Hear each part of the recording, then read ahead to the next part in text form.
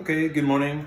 So we're gonna be doing some bacon for the family, and I just wanted to talk about bacon in general. So we've always talked about a pound of bacon, which a pound is 16 ounces.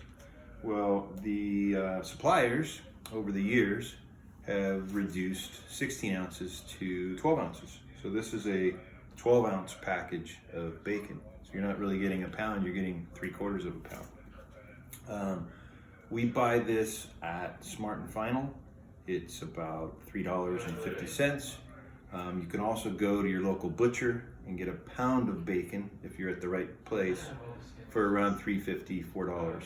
You may have seen some of the packages of bacon are $7, $8 now, so the price has gone up quite a bit. So if you want to have bacon for your family, we use First Street bacon, hickory smoked. Been using it for years. It fries up good, it tastes good, and it's got a good price point. Okay, so clean hands, obviously, and separating the bacon. I have the pan on high. Hi, how are you? And this just goes in the strips here, all flat. The pan didn't have any oil in it, any butter, anything, just a dry pan. Okay, so the bacon, it's on high, the pan's on high. I always use tongs like this. You can buy these fairly inexpensive in a lot of different stores. Definitely need to have these. We have a long version and a short version. But so there's the bacon. It starts to get kind of funky white stuff in here as it's cooking. That's normal. What I try and do is spread it around as it starts to shrink as you're cooking it. So I try and spread it around where eventually all the bacon is touching the hot surface of the pan. Okay, so the bacon is getting close to being done. Some people like it not so crispy. We like it a little more crispy. At this point, I still have it on high, but at this point you're going to need to stand here and really move it around because it'll start to pop and have grease all over your stove. Also, when this finishes and you remove this, that's a great time to do your breakfast potatoes, which we'll cover in another video someday. Today we're not making potatoes.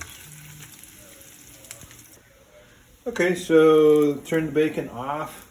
We're gonna fish it out of the grease. I always put it on a paper towel to absorb the grease out of it.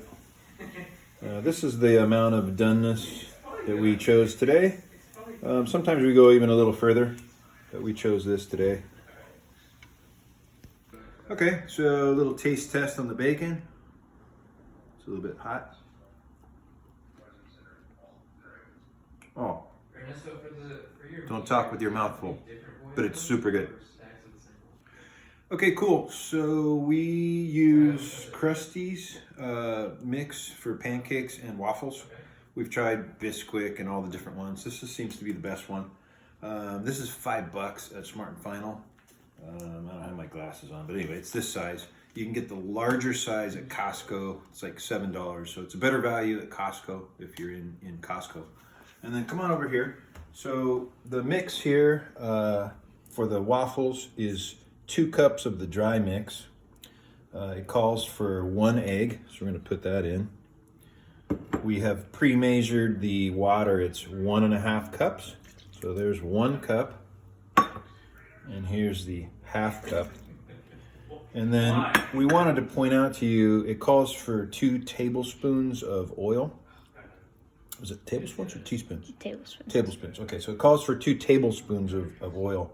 A lot of people don't realize, so I'll just point it out. So this is a tablespoon, that's the larger one, and this is a teaspoon. So this tablespoon is here. If you happen to have the measuring spoons, great, use the tablespoon. If you don't, just use this, no big deal. So here's the oil, just regular cooking oil. We're gonna put 2 tablespoons in. So boom, there's 1, and boom, there's the second one. Okay, so highly recommend purchasing a whisk if you don't have one. I don't know, $5, $6, $7 somewhere. But So it's got a nice handle on it. This is a whisk, it's rubber coated. And we're gonna mix the waffle mix. You can use a machine if you have it and you want, but we like to mix it by hand. And you're gonna just mix this around until all the little stuff is gone, the little balls of dry mix. Okay, so here it is. We mixed it about 45 seconds or a minute. So it should be smooth, no lumpy stuff. And there you go. Okay, cool. So today we're gonna make waffles. So we have our waffle maker here. Preheated it to, I don't know, it's like between 3.5 and 4. Gonna use some cooking spray so it doesn't stick. We've got our ladle here. It's generally about a ladle full for a good sized waffle. Needs to look something like that. When we close it, it will spread out. Now today we're gonna add some chocolate chips to our waffle. So you can do this with pancakes and waffles. If you're gonna spread them out evenly, great. I'm kind of a random guy. So we have it like that. We close this, and then when the waffle machine senses it's at the correct temperature and the waffle's done based on your setting, it beeps. Pull that sucker out.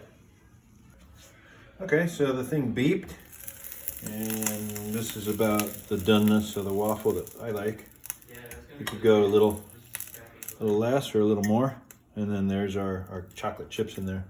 I like to spray in between each waffle, make sure it doesn't stick. So that's how I do that.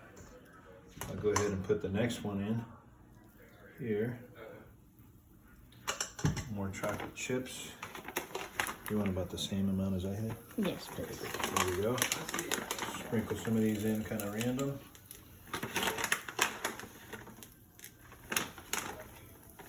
Close that thing up.